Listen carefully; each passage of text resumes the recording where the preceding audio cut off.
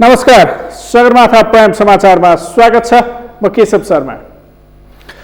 नमस्कार, म प्रसन्न ढुङ्गाना। सगरमाथा प्राइम समाचार सुरु गरौं अहिलेसम्मका मुख्य समाचारबाट। कोरोना सन्तास फैलिएका बेला संसद बैठक स्थगित गर्न सांसदहरूको माग। दैनिक उपभोग्य वस्तुको कृत्रिम अभावबारे सरकारको ध्यानाकर्षण। कोरोना विरुद्धको राष्ट्रिय संकल्प आवश्यक रहेको प्रमुख प्रतिपक्षी कांग्रेसको जिकिर। संसदमा जरुरी सार्वजनिक महत्त्वको प्रस्ताव पेश। कोरोनाको बिरामी नभेटिए पनि सन्तास भने बढ्दो सतर्कता अपनाउन सरकारको आग्रह। भिडभाड र जमघट हुने कुनै पनि कार्यक्रम नगर्न आग्रह। कोरोनाका कारण विश्वभर मृत्यु हुनेको संख्या 3300 नाग्यो। संक्रमितको संख्या 98,400।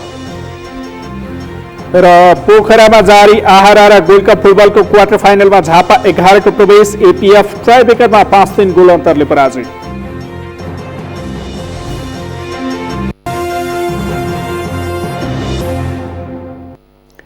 अब समाचार विस्तारमा। प्रतिनिधि सभाको शून्य समयमा सांसदहरूले बैठक स्थगित गर्नुपर्ने बताएका छन्। सांसद प्रदीप यादवले संसद बैठक स्थगित गर्न माग गर्नुभएको छ। विश्वभरि कोरोना भाइरसको सन्तास फैलिएका बेला बिना कुनै तयारी सञ्चालन हुने संसद बैठक स्थगित गर्न उहाँले माग गर्नुभएको हो। सरकारले सभा सम्मेलन र बढी मान्छे सहभागी हुने कार्यक्रम नगर्न सूचना जारी गरे पनि 275 जना सांसद एकै ठाउँमा सहभागी हुने बैठकमा कुनै हेल्पडेस्क समेत नभएको भन्दै बैठक स्थगित गर्न माग गर्नुभएको हो। आज बसेको प्रतिनिधि सभा बैठकको शून्य समयमा सांसद यादवले सञ्चालन गर्नुपर्ने अवस्थामा पूर्व तयारी गर्न सरकारको ध्यानाकर्षण गराउनु भयो।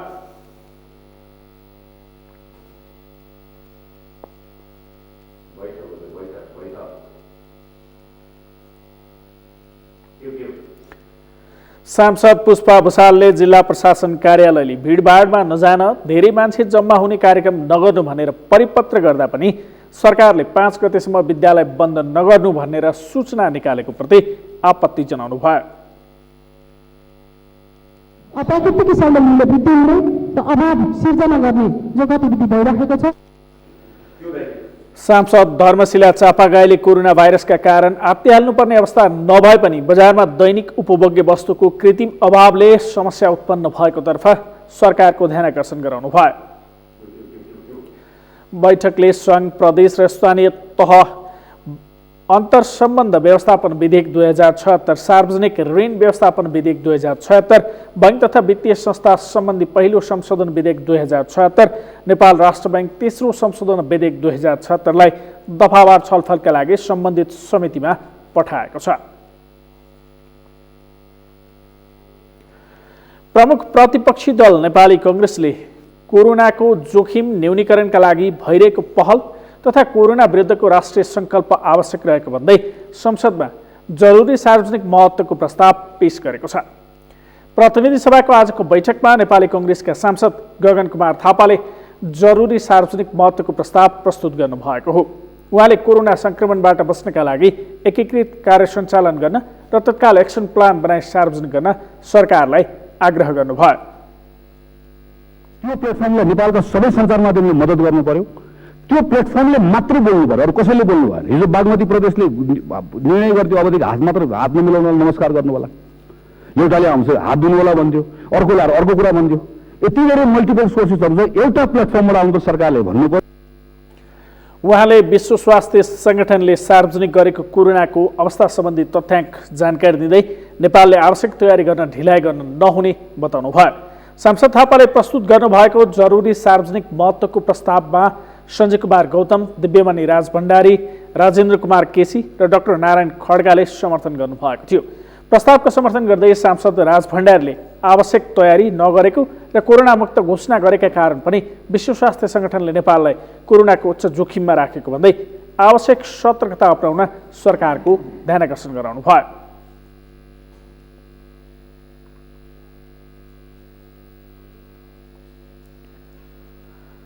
कोरोना संक्रमण विश्वका धेरैजसो देशमा फैलिसकेको छ। नेपालका केही समय पहिले एकजनामा कोरोनाको संक्रमण देखिएको भए पनि उनी कोरोना मुक्त भइसकेका तथा अन्य मानिसमा संक्रमण देखिएको छैन। तर सङ्क्रमण नदेखियोस् भनेर सचेतना अपनाउन भने जरुरी छ। कोरोनाका विषयमा वास्तविकताभन्दा धेरै अफवाह फैलिएको भन्दै सतर्कता तथा अफवाहले मौलाएको कालोबजारी नियन्त्रणमा ठोस पहल गर्न सांसदहरूले सरकारको ध्यानाकर्षण गराएका छन्। एक रिपोर्ट।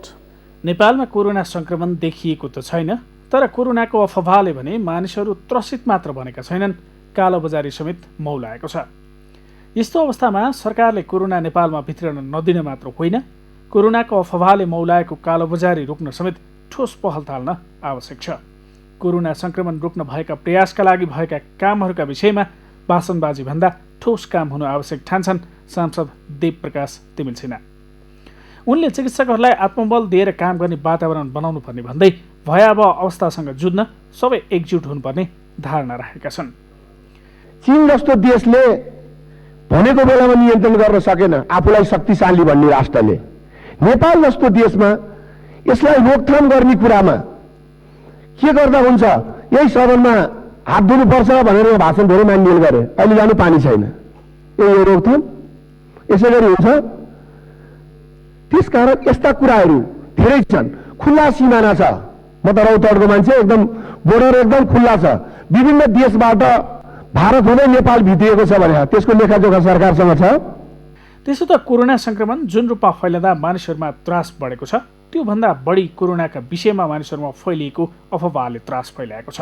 अहिले मानवीय सम्वेदनाका धेरै पक्षहरू निर्मम र कठोर हिसाबले समाजमा देखिने अवस्था रहेकाले सरकारको उपस्थिति बलियो हुनुपर्ने सांसद रामकुमारी झाँक्रीको भनाइरहेको छ। वास्तविकताभन्दा ज्यादा अफवाहहरू फैलिने गर्छन् र अफवाहहरूको कारणले बजारमा कालोबजारी मौलाउने, मान्छेहरू निराशा हुने र यस्ता मानवीय संवेदनाका धेरै पक्षहरू निर्मम कठोर हिसाबले समाजमा देखिने अवस्था भएको भएर सबैभन्दा पहिले यस्तै बेलामा सरकारको उपस्थिति चाहिन्छ। कोरोनाले स्वास्थ्यमा मात्र होइन, यसले अर्थतन्त्रमा पनि प्रभाव पारेको छ। विश्व अर्थतन्त्रलाई प्रभाव पार्दा त्यसको प्रभाव नेपालमा पनि परेको छ। कोरोनाका कारण सञ्चालनमा रहेका आयोजनाको काममा समेत प्रभाव देखिन थालेको छ। त्यसैले मेडिकल किट वितरण मात्र होइन, औद्योगिक क्षेत्रलाई समेत सम्बोधन गर्न आवश्यक रहेको सांसद मिन विश्वकर्माको धारणा छ।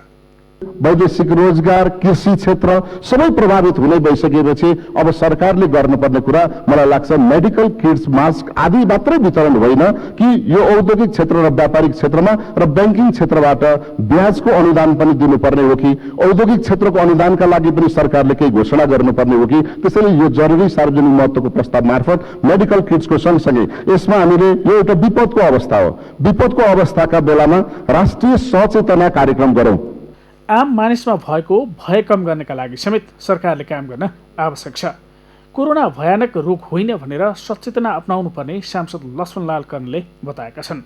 उनले सामाजिक सञ्जालमा आएका विभिन्न भनाइ राख्दै कसैले रक्सी खाए ठिक हुन्छ भन्छ, कसैले प्याज खाए ठिक हुन्छ भन्छन्, कसैले लसुन खाए ठिक हुन्छ भन्छन्, मन्त्रीज्यू के खाए ठिक हुन्छ तपाईँले बताइदिए सारा सोसल मिडिया समाप्त हुन्थ्यो भन्दै मन्त्रीलाई प्रश्न समेत गरेका छन्। यसको कहाँ कहाँ असर पर्छ भन्ने कुराहरू र सम्पूर्ण कुराहरू हेरेर यो एकताबद्ध रूपबाट सबै पार्टी, सम्पूर्ण जनता, सम्पूर्ण देश एक साथमा लागू भन्ने एउटा हामी प्रयास गरौँ। कोरोनाका विषयमा भ्रमहरू फैलिरहेको अहिलेको अवस्थामा सही सूचनाको आवश्यकता छ। गम्भीर विषयमा सङ्घीय सरकारले सबैसँग सहकार्य गर्दै एउटा आधिकारिक सूचना जारी गर्न आवश्यक छ नै। सीमा क्षेत्र र विमानस्थलमा उच्च सतर्कता अपनाउँदै आन्तरिक रूपमा पनि सजग हुन जरुरी छ। सगरमाथा टेलिभिजनका लागि केशव शर्मा, काठमाडौँ।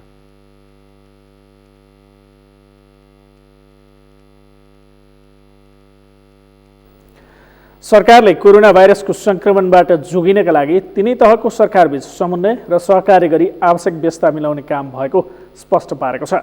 प्रतिनिधि सभाको आजको बैठकमा नेपाली कङ्ग्रेसका सांसद गगन कुमार थापाले प्रस्तुत गर्नुभएको सार्वजनिक महत्त्वको प्रस्तावमाथि सांसदहरूले राखेको जिज्ञासाको जवाफ दिँदै स्वास्थ्य तथा जनसङ्ख्या मन्त्री भानुभक्त ढकालले सङ्क्रमणबाट जोगिन सरकारले आवश्यक तयारी गरिरहेको बताउनुभयो। उहाँले छिमेकी मुलुकमा पनि सङ्क्रमण देखिएकाले हिजोको सतर्कताले मात्रै नपुग्ने भएकाले विशेष तयारीका साथ तिनै सरकारबीच समन्वय गरी विभिन्न स्थानमा चेक जाँचको व्यवस्था मिलाउने काम भइरहेको बताउनुभयो।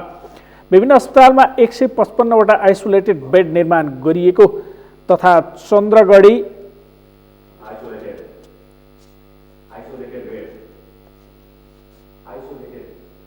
चन्द्रगढी आइसोलेटेड उच्च स्तरका साथ रहनुपर्ने सृजना गरेकोले भन्सार नाका बाहेक 37वटा स्थानमा स्वास्थ्य बिन्दुको रूपमा स्थानीय ठाउँमा चेक जाँच गर्ने तयारी भइरहेको पनि उहाँले बताउनुभयो।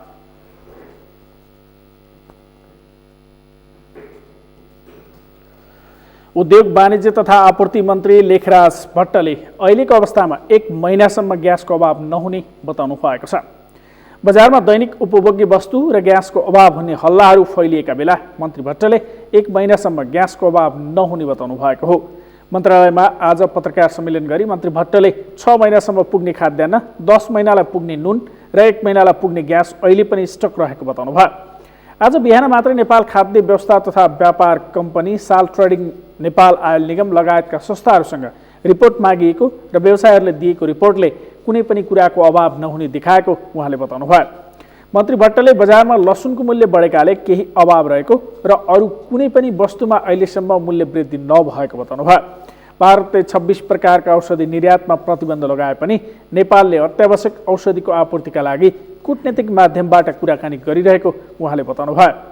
बजार अनुगमनलाई तीव्रता दिएको मन्त्री भट्टले बताउनु भएको छ। जनशक्ति अभावका कारण बजार अनुगमनमा केही समस्या देखिए पनि सामान्य प्रशासन मन्त्रालयसँग छलफल गरेर अघि बढ्ने तयारी गरिएको उहाँले बताउनुभयो। आयात निर्यात भए पनि केही व्यक्तिहरू आतंकित भएर 1 सिलिन्डर चाहिने ठाउँमा 10वटा जम्मा गरेर राखेको भन्दै उहाँले नातिन सबैमा आग्रह गर्नुभयो। सर्वसाधारणले ग्यास नपाउने अवस्था आएमा सिधै मन्त्रालयमा फोन गर्न पनि उहाँले आग्रह गर्नुभएको छ। मन्त्रालयले छिट्टै निःशुल्क हटलाइनको व्यवस्था गर्ने जानकारी दिँदै मन्त्री भट्टले ग्यास नपाउने अवस्थामा फोन गर्न आग्रह गर्नुभएको हो। गुनासो आएको क्षेत्रमा हस्तक्षेप गरेर भए पनि ग्यासको आपूर्ति गर्ने उहाँले बताउनुभयो।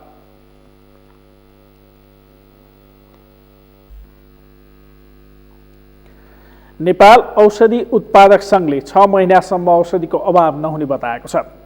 भारतले 26 प्रकारका औषधि निर्यातमा प्रतिबन्ध लगाएपछि नेपालमा औषधि अभाव हुने आकलन भइरहेका बेला सङ्घले यस्तो बताएको हो। सङ्घका निवर्तमान अध्यक्ष दीपक प्रसाद दाहालले जनवरीमा मात्रै 38 मेट्रिक टन पारासिटामोल आएको बताउनु भयो। उहाँका अनुसार कच्चा पदार्थ र तयारी वस्तु गरेर 3 महिनाको मौजदात रहेको बताउनु भयो। मात्रामा पारासिटामोल आएको छ, त्यसले गर्दाखेरि हामीहरूले 3 महिना भनेको तपाईँको हाम्रो कच्चा पदार्थ र तयारी वस्तु गरेर हामीसँग मौजदात भएको 3 महिना हो। र भर्खरै तपाईँको चाहिँ नेपाल औषधि व्यावसायिक सङ्घले पनि जुन प्रेस रिलिज गरेको छ त्यसमा उहाँहरूले पनि 3 महिनाको छ भनेपछि नेपालमा यी वस्तुहरू 6 महिनालाई पुग्ने छन्। त्यसैले यसमा हामी आतंक गर्ने केही पनि छैन। सङ्घका महासचिव विप्लव अधिकारीले नेपाल 75% औषधिमा आत्मनिर्भर रहेको बताउनु भयो। अप्ठ्यारो अवस्थामा सरकारले विदेशमा माग्नुभन्दा नेपाली उद्योगीलाई प्रोत्साहन गर्नुपर्ने उहाँले बताउनु भयो। औषधिहरू स्वदेशमा नै बनाउँछौँ। 75% औषधिमा हामी आत्मनिर्भर छौँ।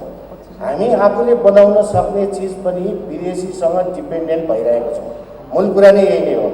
हामीलाई सरकारले गरिदिनुपर्ने स्पष्ट नीति भनेको यो अप्ठ्यारो परिस्थितिमा माग्न जाने होइन, हामीलाई प्रोत्साहन गर्नुहोस्। हामी 2 वर्षभित्रमा नेपाली औषधि उद्योगलाई पूर्ण रूपले आत्मनिर्भर बनाउन सक्छौँ। र आजको स्थितिमा पनि हामी 75% औषधिमा आत्मनिर्भर छौँ। सरकारले जुनसुकै बेला विदेशीले रोक्यो भने पनि हामी तयार छौँ। विदेशी कम्पनीसँग गएर हार गुहार गर्नुपर्ने स्थिति। चीनको वुहान सहरबाट फैलिएको कोरोनाको सङ्क्रमणले विश्वलाई त्रसित बनाएको छ। भारतले पनि 26 प्रकारका औषधि र कच्चा पदार्थको निर्यातमा प्रतिबन्ध लगाएपछि नेपाली बजारमा औषधिको अभाव हुन सक्ने भन्दै आकलन भइरहेका बेला सङ्घले 6 महिनासम्म कुनै अभाव नहुने बताएको हो।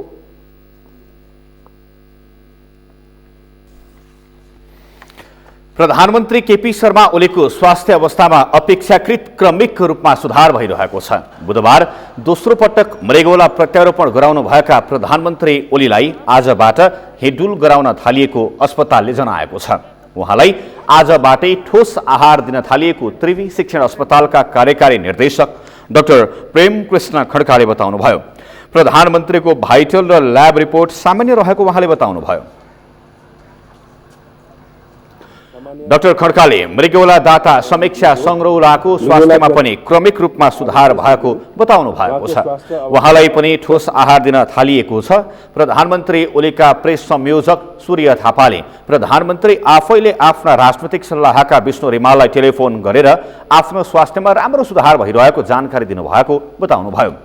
अहिले उपचारमा संलग्न चिकित्सकको टोली बाहेक कसैलाई पनि भेट्न नदिएको पनि थापाले बताउनु भएको छ। सोमबार अस्पताल भर्ना हुनुभएका ओलीको बुधबार मृगौला प्रत्यारोपण गरिएको थियो। 12 वर्ष अगाडि ओलीको भारतको एपोलो अस्पतालमा पहिलो पटक मृगौला प्रत्यारोपण गरिएको थियो।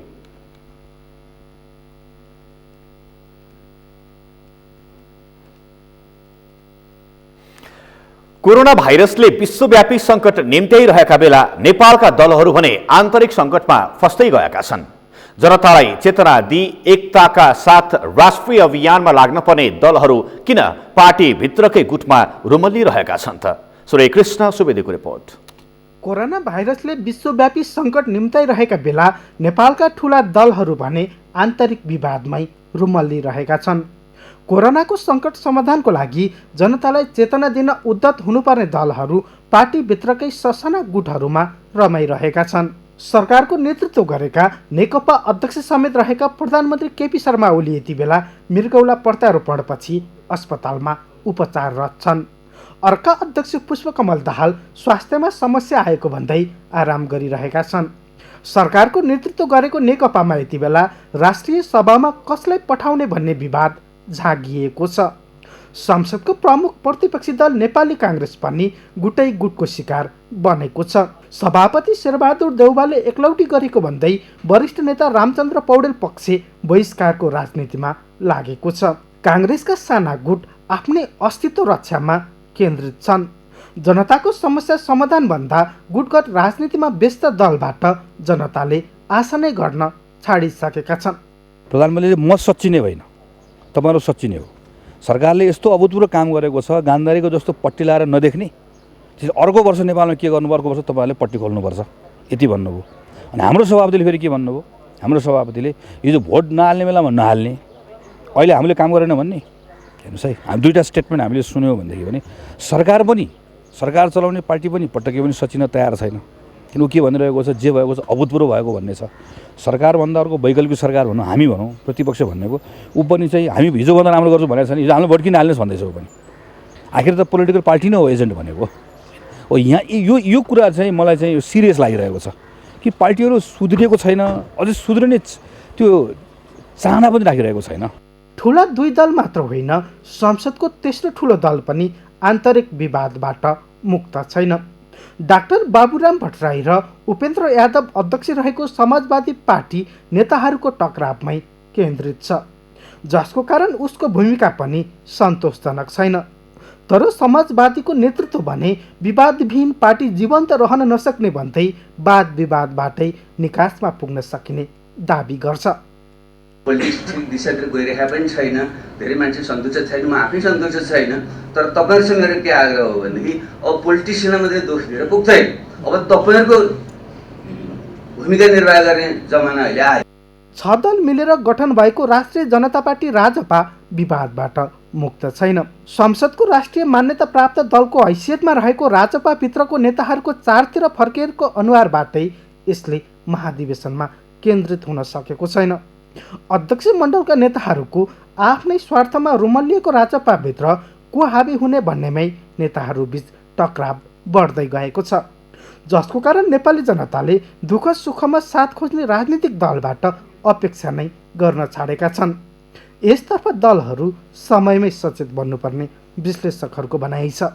सगरमाथा टेलिभिजनका लागि क्यामेरा पर्सन उत्सव वाग्लेका साथ श्रीकृष्ण सुवेदी, काठमाडौँ। समाजवादी पार्टी नेपालका संघीय परिषद अध्यक्ष डाक्टर बाबुराम भट्टराईले प्रधानमन्त्री केपी शर्मा ओलीको 2 वर्षीय कार्यकाल देशका लागि दुर्भाग्यपूर्ण रहेको बताउनु भएको छ।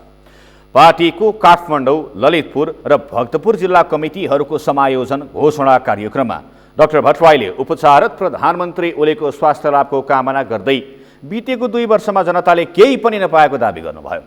2/3 बहुमत प्राप्त सरकारले सामाजिक राजनैतिक र विकास परिवर्तनको क्षेत्रमा छलाङ मार्ने गरी काम गर्न पर्ने भए पनि त्यसो हुन नसकेको बताउनुभयो।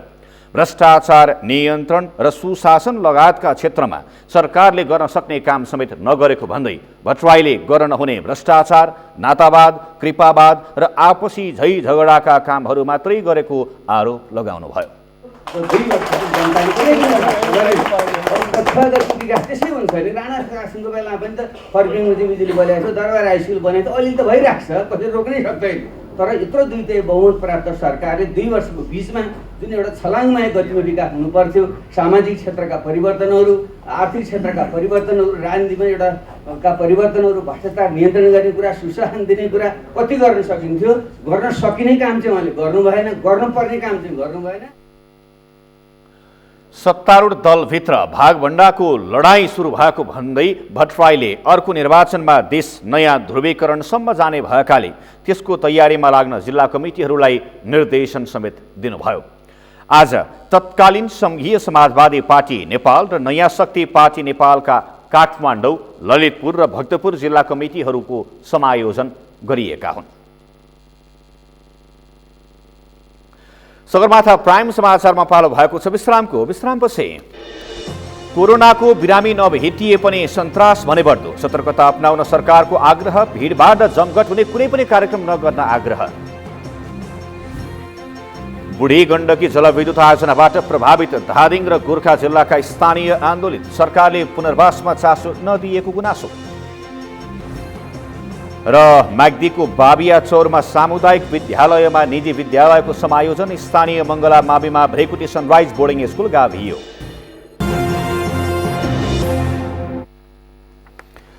विश्रामपछि सगरमाथा प्राइम समाचारमा पुनः स्वागत छ। अब बाँकी समाचार। भूमि व्यवस्था, सहकारी तथा गरिबी निवारण मन्त्री पद्मा अर्यालले अब पुँजी निर्माण गर्नु नै विकासको आधार भएको बताउनु भएको छ। नापी कार्यालय वालिङको नवनिर्मित भवनको उद्घाटन तथा स्याङ्जा जिल्लाको पुननापी नक्सा कार्यको शुभारम्भ गर्दै मन्त्री अर्यालले अबको विकासको आधार भनेको पुँजी निर्माण भएको बताउनु भएको हो। अबको विकासको मापन भनेको हामीले पुँजीको निर्माण गर्न सक्यौँ। हिजोको पुँजीको निर्माण र आजको पुँजीको निर्माणको रेसियो के भयो, अबको विकासको मापन यसरी हुन्छ। सरकारले नेपालको भूमिलाई व्यवस्थापन गर्न नयाँ प्रविधिबाट जग्गाको नापी गर्ने व्यवस्थासँगै जमिनलाई स्क्यानिङ गर्ने तयारीमा जुटेको बताउनुभयो। मित्र राष्ट्रहरूबाट भूमि मिचिएको खबर पटक पटक आइरहँदा अब यो सुविधाले नेपालको नक्सालाई बचाउ गर्ने मन्त्री अर्यालको दाबी छ। अपाङ्ग मैत्री सुविधा सहितको नापी भवन आत्रेय ब्रह्मायणी कामाख्य जेबी काठमाडौँले निर्माण गरेको हो। 2,14,26,154 रुपैयाँको लागतमा निर्माण भएको भवनका 14 कोठा रहेका छन्। वालिङको नापी कार्यालयले साबिकका 31 गाविसका जनतामा सेवा प्रवाह गर्दै आएको छ।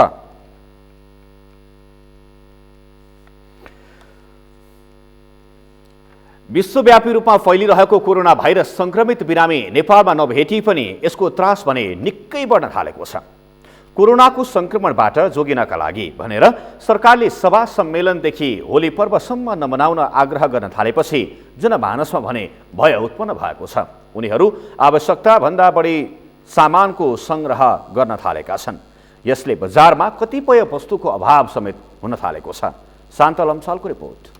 विश्वमा नै कोरोना भाइरसको प्रकोप बढ्दै गएपछि नेपालमा पनि जोखिम हुन सक्ने भन्दै सरकारले थप सतर्कता अपनाउन सबैलाई आग्रह गरेको छ।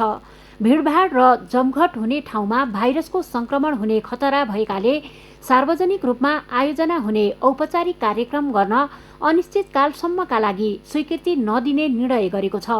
धेरै मानिसको जमघट हुने स्थानमा भाइरसको संक्रमण हुन सक्ने आशंकाको आधारमा सरकारले यसमा कडाई गर्न थालेको हो। यसको असर कतिसम्म परेको छ भने रङहरूको पर्व होली समेत यस पटक नमनाउन सरकारले आग्रह गरेको छ।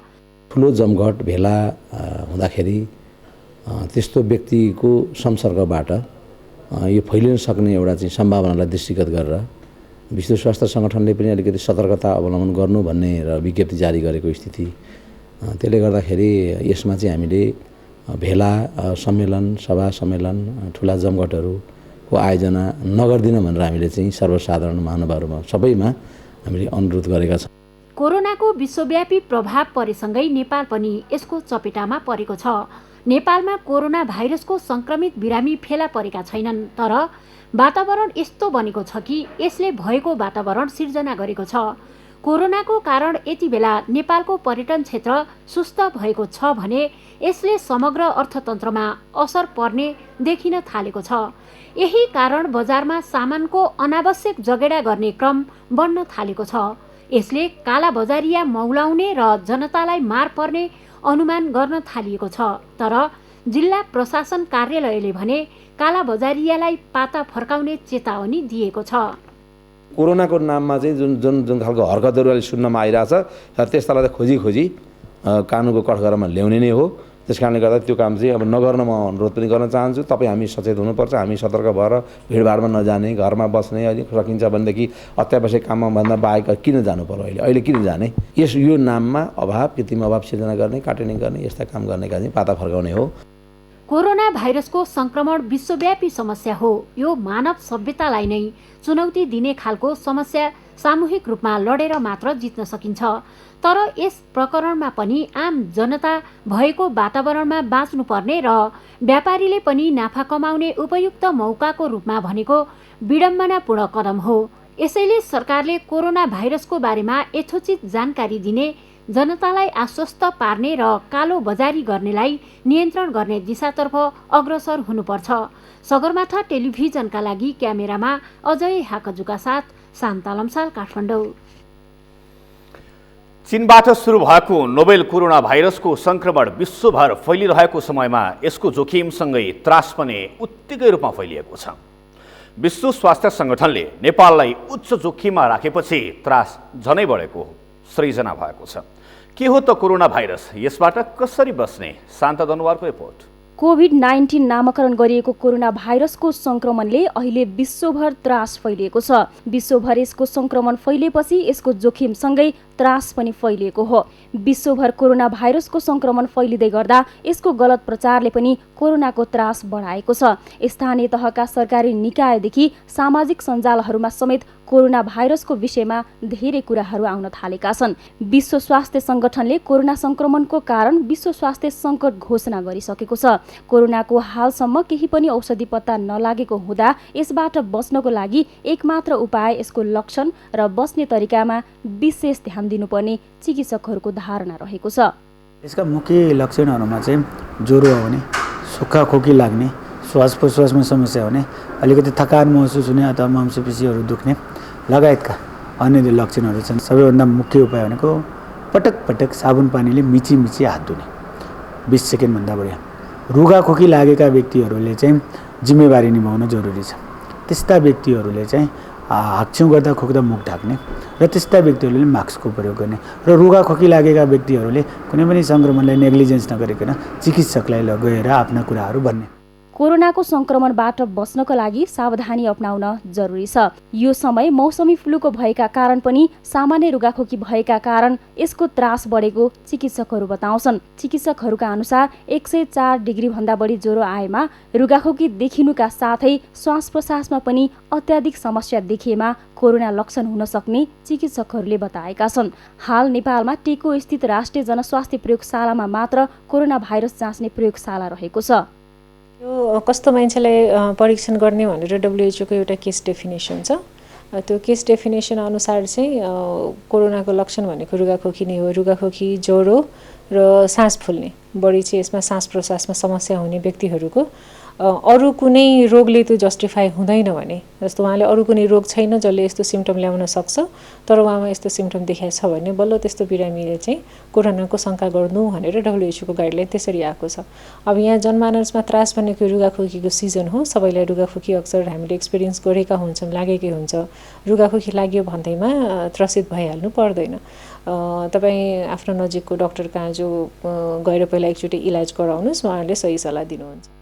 चिकित्सकहरूका अनुसार कोरोना संक्रमणबाट जोगिन सार्वजनिक स्थलमा जाँदा अनिवार्य रूपमा पन्जा तथा फेस मास्क लगाउने, साबुन पानीले 20 सेकेन्डसम्म बारम्बार हात धुने, खोक्दा वा हाच्छिउँ गर्दा नाक र मुख छोप्ने, फ्लू जस्तो लक्षण देखिएमा चिकित्सकहरूसँग परामर्श लिने, फ्लूको लक्षण देखिएमा मास्क लगाउने र अन्य व्यक्तिहरूबाट टाढा बस्ने चिकित्सकहरूले सुझाएका छन्। यस्ता सावधानीहरू अपनाए कोरोनाको संक्रमणबाट जोगिन सम्भावना रहेको चिकित्सकहरूको भनाइ छ। सगरमाथा टेलिभिजनका लागि क्यामेरामा केशव तिमल सिन्हा र सृजन श्रेष्ठका साथ शान्ता दनवार, काठमाडौँ। कोरोना भाइरस संक्रमण फैलिन सक्ने भन्दै सरकारले चैत 5 गतेभित्र वार्षिक परीक्षा सक्न निर्देशन दिएको बेला कैलालीको धनगढी उपमहानगरपालिकाले त्यस अगावै विद्यालय बन्द गर्न निर्देशन दिएको छ। धनगढी उपमहानगरपालिकाले शुक्रबार एक विज्ञप्ति जारी गरी नगर क्षेत्रका सबै माध्यमिक तहसम्मको शैक्षिक संस्था बन्द गर्न निर्देशन दिएको हो। उपमहानगरपालिकाको निर्णय अनुसार आइतबारदेखि लागू हुने गरी शैक्षिक संस्था बन्द हुनेछन्। उपमहानगरपालिका अन्तर्गत सञ्चालित सामुदायिक तथा संस्थागत विद्यालयहरू लगायत सम्पूर्ण शिक्षण संस्थाहरूमा आधारभूत तथा विद्यालयका आन्तरिक परीक्षा लगायत पठन पाठनका सम्पूर्ण क्रियाकलापहरू अर्को सूचना जारी नहुँदासम्मका लागि बन्द गर्न निर्देशन दिइएको हो। कोरोना भाइरसको संवेदनशीलताका लागि धनगढी उपमहानगरपालिका क्षेत्रभित्र कुनै पनि किसिमका वार्षिकोत्सव, भेला, सभा, सम्मेलन, महोत्सव, उत्सवका साथै मानिसहरूको भिडभाडमा गरिने किसिमका कार्यक्रमहरू आयोजना नगर्न पनि उपमहानगरपालिकाले निर्देशन दिएको छ। पढाइको अवस्था थियो, परीक्षाको अवस्था थियो र त्यही पनि अब बिहान 2-2.5 घण्टासम्म सबै शिक्षक साथीहरूसँग सङ्गठनका साथीहरूसँग के छ त के गर्दा उचित हुन्छ भन्दा उहाँहरूले पनि वास्तवमै बन्द गर्न नै उचित हुन्छ। किनभने हिँडडुल गर्नुपर्ने, बच्चाहरूले दुःख पाउनुपर्ने भएका कारणले अब 100औं बच्चाहरू, हजारौं बच्चाहरू पनि भएको स्कुलहरू छ। संविधानले कक्षा 12 सम्मको विद्यालय अनुगमनको जिम्मा स्थानीय तहलाई दिएको छ। संविधानको यसै अधिकारलाई उपभोग गर्दै उपमहानगरले यस्तो सूचना जारी गरेको हो। विद्यालय बन्द गर्ने निर्णय गर्नु अघि उपमहानगरपालिकाले सामुदायिक तथा निजी विद्यालयका पदाधिकारीहरूसँग छलफल गरेको जनाएको छ। सरकारले चैत 5 गतेभित्र परीक्षा गरिसक्न आग्रह गरे लगत्तै उपमहानगरले परीक्षा समेत नलिँदै विद्यालय बन्द गर्न निर्देशन दिएपछि अन्यल बढेको छ। कोरोना भाइरसको संक्रमण नै नदेखिएका बेला विद्यालय नै बन्द गर्ने निर्णयले विद्यार्थीहरूको पढाइ प्रभावित हुने भएको छ। वर्षको अन्तिम सत्रमा पढाइ चलिरहेको र परीक्षा समेत गर्न पर्ने बेलामा लिएको यस्तो निर्णयले समस्या उत्पन्न हुने अभिभावकहरूले बताएका छन्। यसै सन्दर्भमा आज हामीले सगरमाथा जनबोलीमा भारतसँग सीमा जोडिएका बाँके र कैलालीका सर्वसाधारणलाई सोधेका थियौँ, कोरोना रोक्न सरकारको सीमा नाकामा गरेको तयारी कस्तो लाग्यो? हेरौँ उनीहरूको प्रतिक्रिया उनीहरूकै शैलीमा।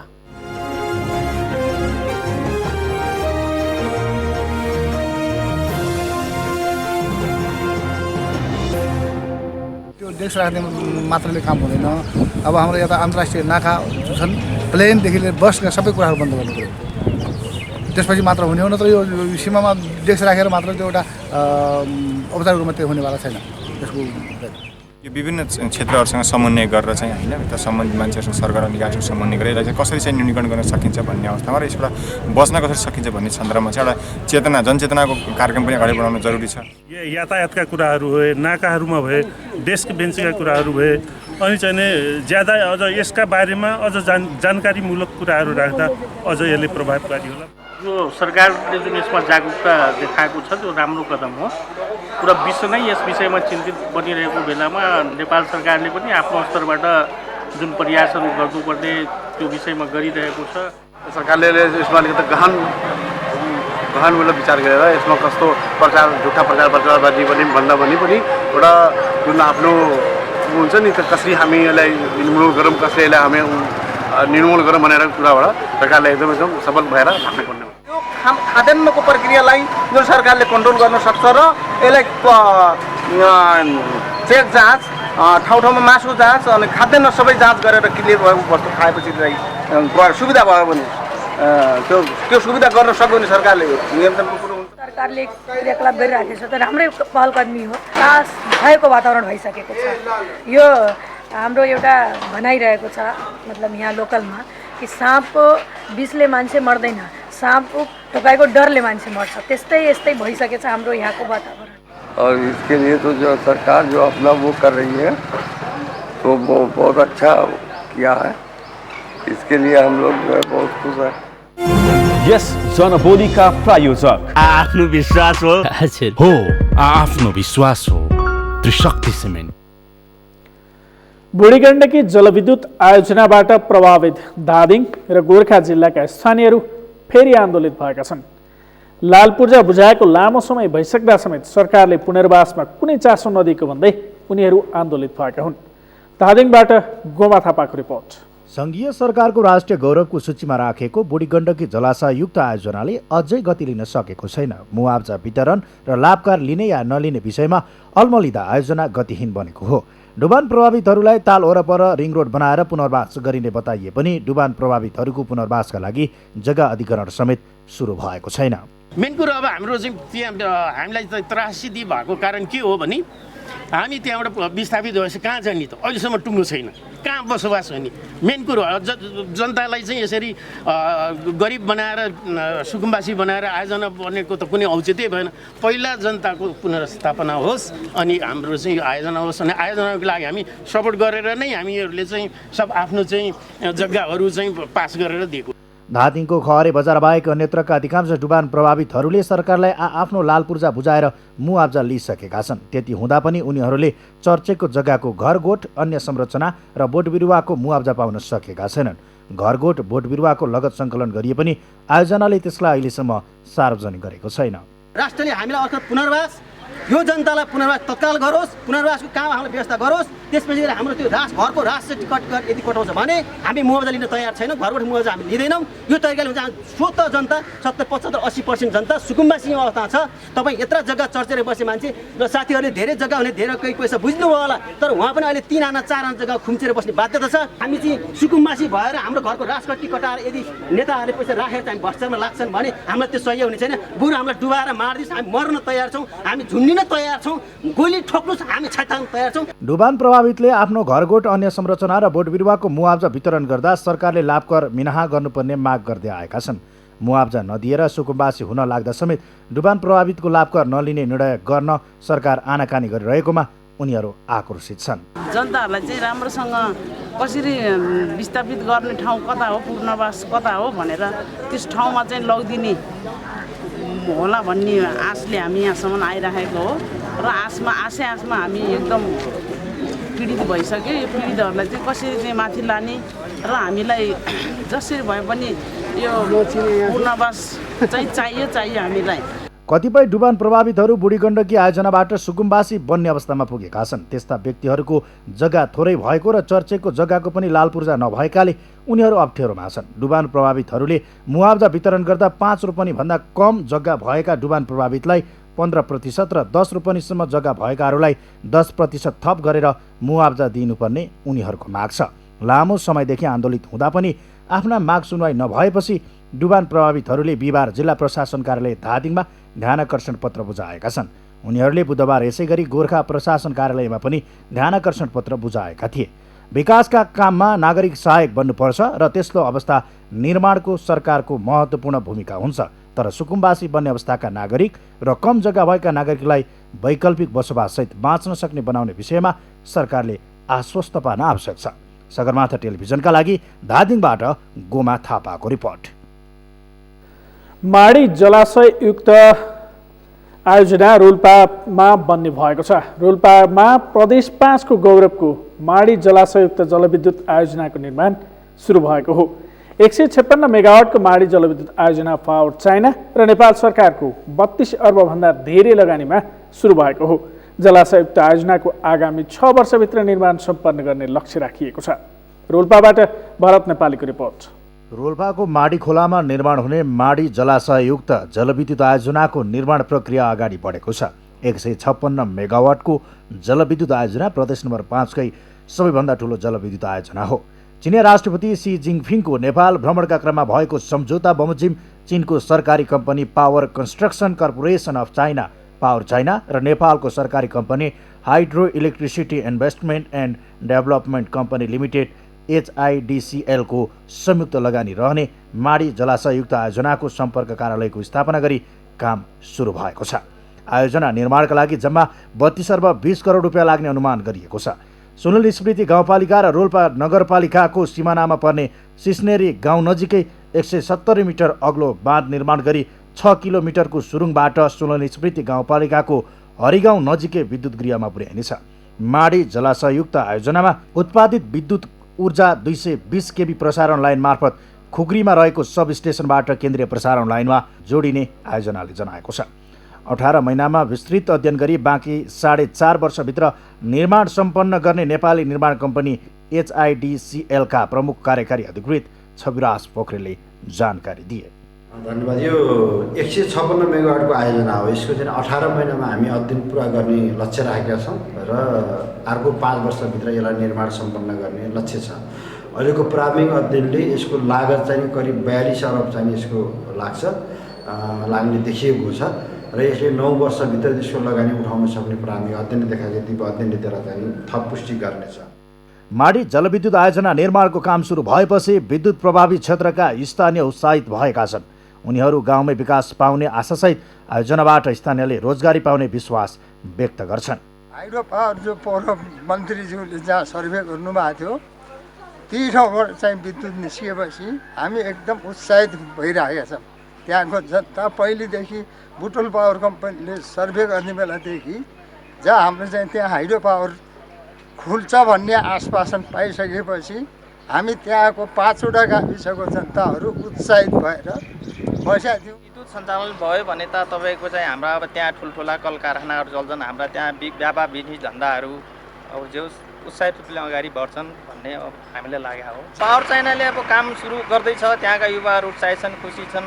हामीले जो सोचेका थियौँ त्यो अपेक्षा सायद पुरा हुन्छ भन्ने अब युवाहरूमा त्यो चलखेल भइरहेका छ। विद्युत उत्पादन हुने सुनिल स्मृति गाउँपालिका र रोल्पा नगरपालिका लगायत रोल्पाका सबै स्थानीय तहले आयोजना निर्माणका लागि सम्भाव्यता अध्ययनदेखि अन्तिमसम्म आफ्नो तर्फबाट साथ र सहयोग हुने प्रतिबद्धता जनाएका छन्। माडी जलाशययुक्त आयोजना निर्माणपछि रोल्पा जिल्लाको समग्र आर्थिक जीवनमा ठूलो परिवर्तन आउने अपेक्षा गरिएको छ। सगरमाथा टेलिभिजनका लागि रोल्पाबाट भरत नेपालीको रिपोर्ट। विद्यार्थी अभावमा देशभरका थुप्रै सामुदायिक विद्यालय सङ्कटमा छन्। त्यस्ता विद्यालयको नजिकको अर्को सामुदायिक विद्यालयमा समायोजन हुने गरेको छ। तर म्याग्दीको बाबियाचौरमा रहेको मङ्गला माविमा निजी विद्यालय समायोजन भएको छ। मङ्गला गाउँपालिकाको केन्द्र बाबियाचौर स्थित Bhrikuti sunrise boarding school Mangala माविमा समायोजित भएको हो। म्याग्दीबाट सन्तोष गौतमको रिपोर्ट। म्याग्दीको मङ्गला गाउँपालिकाको केन्द्र बाबियाचौरमा रहेको ब्रिकुटी सनराइज बोर्डिङ स्कुल त्यही रहेको मङ्गला माविमा गाभिएको छ। 135 जना विद्यार्थी रहेको बोर्डिङ स्कुल सबै विद्यार्थीहरूले चालु शैक्षिक सत्रको वार्षिक परीक्षा समेत मङ्गला माविबाट दिने गरी समायोजनमा गएको हो। विक्रमसम्म 2064मा स्थापना भएको ब्रिकुटी सनराइजमा नर्सरीदेखि कक्षा 6 सम्मको पढाइ हुँदै आएको थियो। विद्यालयका संस्थापकको फागुन 12 गतेको निर्णयअनुसार विद्यार्थी मङ्गला माविमा भर्ना गर्ने र विद्यालयको दर्ता खारेज गर्ने प्रक्रिया अघि बढाइएको छ। नयाँ संरचना निर्माण नभएसम्म ब्रिकुटीले प्रयोग गर्दै आएको भाडाको भवनमा आधारभूत ब्लकको रूपमा मङ्गलाको 1 देखि 5 तहको पठन पाठन सञ्चालन गरिएको छ। 1 वर्षदेखि त्यो विद्यालयको संस्थापकहरूसँग निरन्तर सम्पर्क गरिरहेका थियौँ। त्यसपछि पछिल्लो पटक चाहिँ बनेको विद्यालय व्यवस्थापन समिति आइसकेपछि म पनि रहेको विद्यालय व्यवस्थापन समितिका अध्यक्षको संयोजकत्वमा एउटा विद्यालय मर्ज तथा समायोजन सम्बन्धी कार्यदल बनेको थियो। त्यसले निरन्तर 1 महिनाको छलफलपछि उहाँहरूको चाहिँ विद्यालयलाई हामीले मङ्गला नमुना उन्मुख माध्यमिक विद्यालयमा विद्यार्थी भर्ना समायोजन गर्न सफल भएका छौँ। ब्रिकुटीका फर्निचरहरू उचित मूल्याङ्कन गरी मङ्गलाले लिने निर्णय भएको छ। अभिभावकको माग अनुसार मङ्गला माविले 1-5 तहसम्म अङ्ग्रेजी माध्यमबाट पठन पाठन सञ्चालन गरेको छ। चालु शैक्षिक सत्रको वार्षिक परीक्षा भने बोर्डिङकै पाठ्यक्रम अनुसार लिइने भएको छ।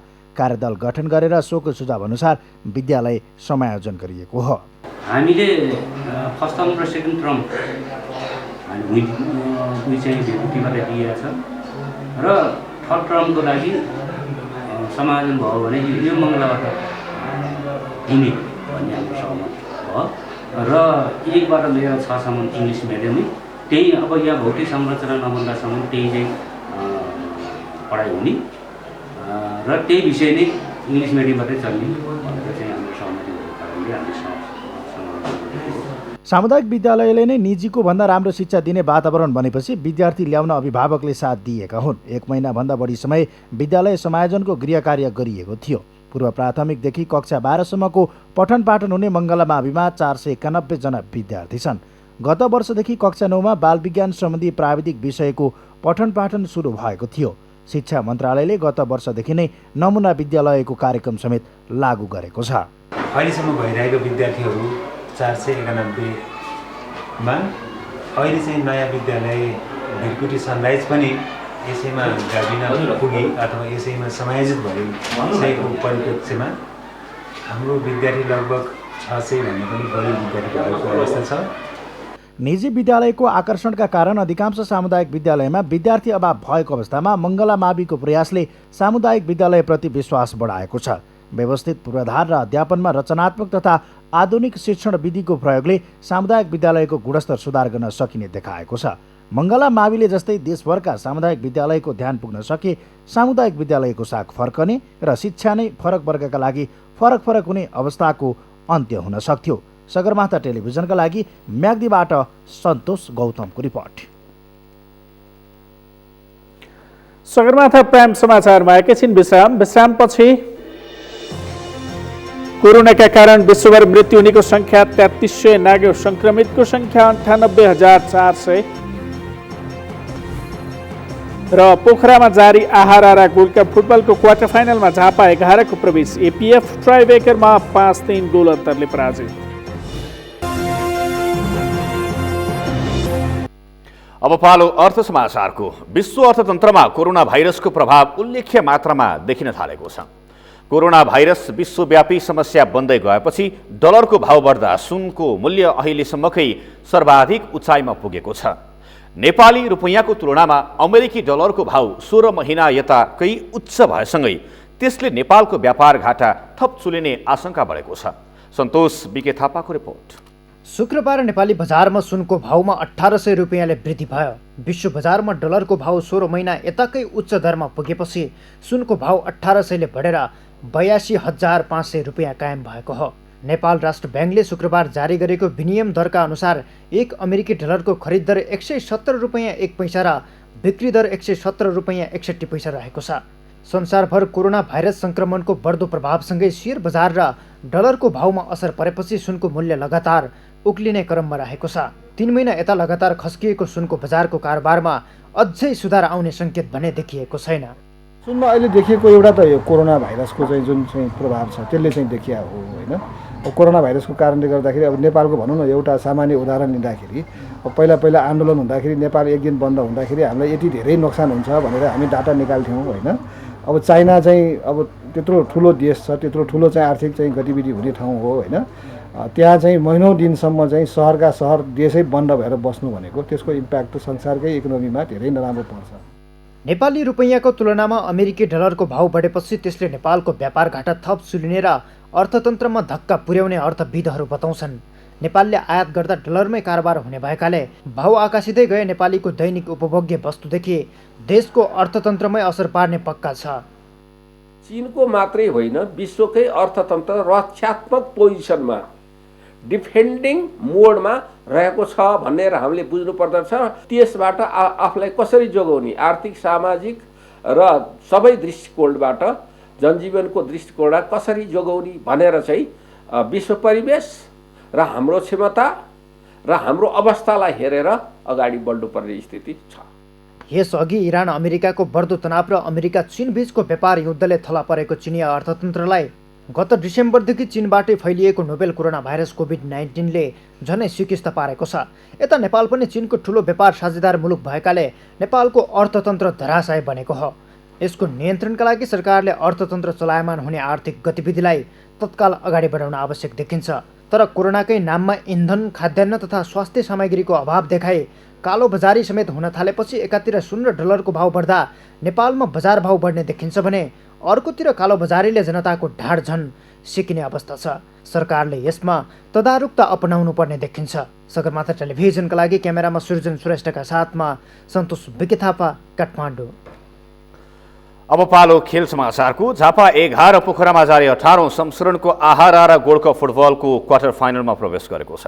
पोखरा रङ्गशालामा आज विभागीय टिम एपीएफ क्लबलाई ट्राइबेकरमा 5-3 गोल अन्तरले पराजित गर्दै झापा 11 अन्तिम 8मा पुगेको हो। खेलको निर्धारित समय र अतिरिक्त समय 1-1 गोलको बराबरीमा सकिएपछि खेल ट्राइबेकरमा गएको थियो। ट्राइबेकरमा झापाका हेमन्त थापा मगर, मौसम लिम्बू, प्रमोद चौधरी, विशाल दर्जी र सञ्जित राईले गोल गरे। त्यस्तै एपीएफका नवीन लामा, राजीव लोप्चन र राजु नगरकोटीले गोल गरे, तर सुदीप शिखराकारको प्रहार झापाका किपर राजकुमार लिम्बूले बचाए। यसअघि खेलको निर्धारित समय गोलरहित बराबरीमा सकिएपछि खेल अतिरिक्त समयमा गएको थियो। अतिरिक्त समयमा सुनिल खड्काले गोल गर्दै झापालाई 1-0 को अग्रता दिलाए, तर खेल सकेन। केही समय बाँकी रहँदा आकाश बुढा मगरले गोल गर्दै एपीएफलाई 1-1 गोलको बराबरीमा फर्काएका थिए। अब झापाले क्वार्टर फाइनलमा मनाङ मर्स्याङ्दी क्लबसँग खेल्नेछ। सहारा क्लब पोखराको आयोजनामा जारी प्रतियोगितामा 10 टोलीले सहभागिता जनाएका छन्। प्रतियोगिताको विजेताले 10,01,000 र उपविजेताले 5,01,000 रुपैयाँ प्राप्त गर्नेछ।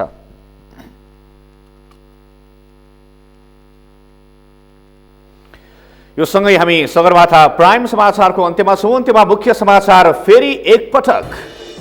कोरोना सन्तास फैलिएका बेला संसद बैठक स्थगित गर्न सांसदहरूको माग। दैनिक उपभोग्य वस्तुको कृत्रिम अभावबारे सरकारको ध्यानआकर्षण। कोरोना विरुद्धको राष्ट्रिय सङ्कल्प आवश्यक रहेको प्रमुख प्रतिपक्षी कङ्ग्रेसको जिकिर। संसदमा जरुरी सार्वजनिक महत्त्वको प्रस्ताव पेश। कोरोनाको बिरामी नभेटिए पनि सन्तास भने बढ्दो। सतर्कता अपनाउन सरकारको आग्रह। भिडभाड र जमघटमा हुने कुनै पनि कार्यक्रम नगर्न आह्वान। कोरोनाका कारण विश्वभर मृत्यु हुनेको संख्या 3300 नाग्यो। संक्रमितको संख्या 98,400 भन्दा बढी। र पोखरामा जारी आहारा र गोल्ड कप फुटबलको क्वार्टर फाइनलमा झापा 11 को प्रवेश। एपीएफ ट्राइबेकरमा 5-3 गोल अन्तरले पराजित। हवस् त सगरमाथा प्राइम समाचार अहिलेलाई सकियो। तपाईँ समाचार बुलेटिनका साथै सगरमाथा टेलिभिजनका सम्पूर्ण कार्यक्रम www.sagarmatha.tv मा पनि पढ्न र हेर्न सक्नुहुनेछ। साथै युट्युबमा youtube.com/sagarmatha TV नेपालमा हेर्न सक्नुहुनेछ। मोबाइलमा प्ले स्टोर तथा एप स्टोरमा गई सगरमाथा टिभी एप डाउनलोड गरी हामीलाई प्रत्यक्ष हेर्न सक्नुहुनेछ।